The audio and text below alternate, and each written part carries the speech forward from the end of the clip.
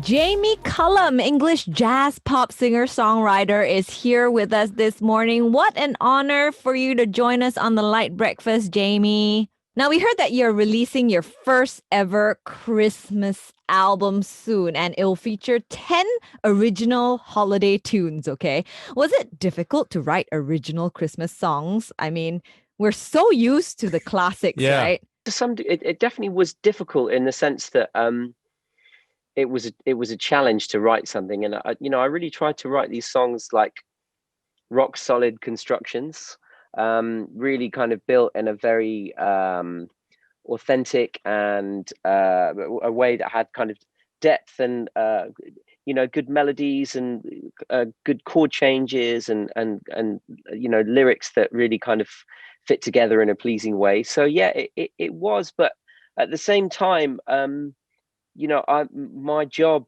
I see my job as being a writer. That's my primary job. That's the thing I want to do more than anything. So I think I'm really good at writing when I have a good title or a good concept. If I whether it's a title like The Age of Anxiety or These Are the Days or Photograph, or whether it's a title like The Jolly Fat Man, if I have a good concept and a good title, and a good idea for a melody, then I can really run with it. And that's what happened with the making of this album. Once I had a few ideas and I really got into the zone, it's a bit like writing a musical in some ways.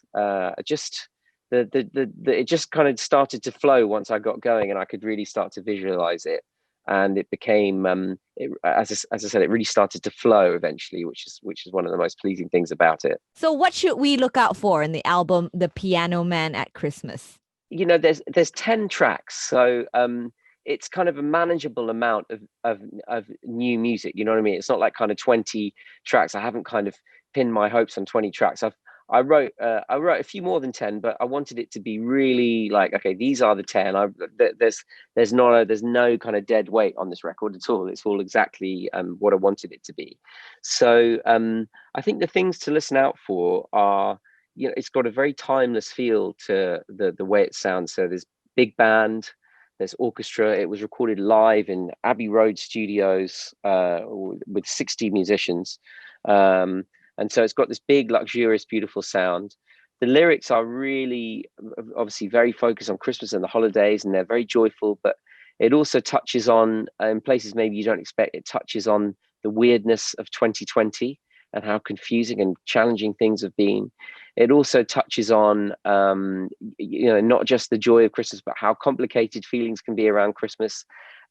Christmas can make us sad and a bit confused and lonely sometimes. So there's elements of that too. So, but mostly it's about the ritual of Christmas, coming into the winter, coming into that time that we mark every year, and enjoying the ritual, enjoying the joy, enjoying all the funny things that we do every year, and bringing people together. And whilst that's going to be a lot more of a challenge this year, hopefully it's still going to be able to bring a bit of that joy that we really need at this time of year. Jamie, you're a self-taught musician. What got you interested in learning all these instruments on your own? And how many instruments in total do you play? Well, that's a good question, because some would argue that I don't really know properly how to play any of them. But I think the one that I spent the most time on is the piano, and then the guitar. So I started on the guitar first because it was just a sexier instrument, really. There's no question of that when you're a teenager.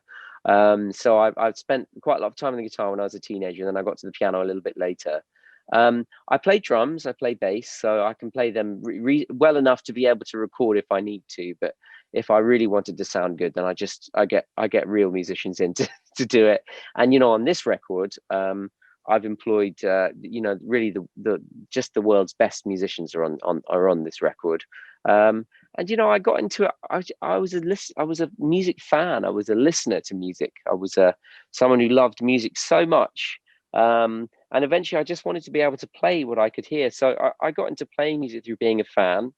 I lived in the middle of nowhere. I was a very young looking teenager, so I wasn't exactly going out to nightclubs at a young age. So I just kind of used to hang out and play music, and I had a couple of friends that liked playing music, and that was my thing. I wasn't the sporty kid. I wasn't the kid that was doing particularly well at school. I was, just really into music, and that was my thing as a kid. Actually, Jamie, speaking of your parents, right? We're surprised to learn that your mom is of Asian descent. Really? Can you tell us more about your background and also your family history? They kept quite a lot of that secret when I was a kid. It was interesting because I think they're both first generation immigrants, my parents, and I think they kind of had to toe the line when they were growing up to make their lives fit together in a way perhaps that I didn't have to when I was a kid. So I was able to follow my dreams a lot more, and I think my parents played music a little bit of a way of earning extra money when I was growing up, but also I think because it was fun for them as a way of getting out of the house and not having to be a parent and going, particularly when we were much younger. My grandparents would look after us, and they would go out and play a gig on the weekends, and I think that was obviously a way to really enjoy themselves as well. Well, it seems like music has been in your life from a very young age. At what point did you think you could make a living out of just playing music? Did you ever think of doing anything else? Yeah, I mean, I only thought of doing anything else. I was making a living as a musician long before I thought it would be my career. So from the age of 15, I was playing in bars and clubs and stuff.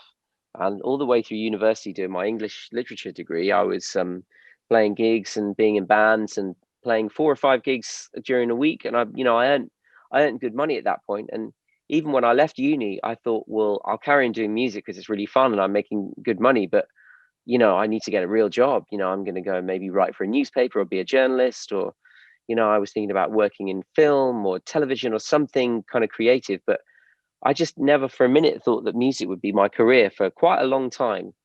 And then I'd finished uni and I thought, well, I'm making a wage, I'm making a living as a musician now. So I'm going to carry on doing this until it stops. Basically, that was my plan. I thought, well, I'll do this for another couple of years. 'Cause I'm having a really good time. I get to go to all these great clubs and venues and pubs, and I'm playing in all these different bands. I'm having an amazing time. You know, why don't I just carry on doing this until it stops? And then, well, it never stopped. Actually, who are some of the musicians who have inspired you? Do you have like a favorite? Well, I think I didn't really, because I was playing so many different types of music. I obviously got known for playing jazz music, but I was in rock bands, I was in pop bands, I was playing with DJs, electronic music, drum and bass stuff, hip hop band. I was playing all sorts of stuff. But I, I I think a lot of young music geeks get attracted to jazz because of the musicianship involved within the music. Um, and particularly with my interest in hip hop, there was a lot of jazz samples in the era of hip hop I was listening to. So I got drawn to jazz for the sheer kind of Olympic level musicianship that was involved. And I think there were very few young people playing jazz, at least where I was growing up when I was young.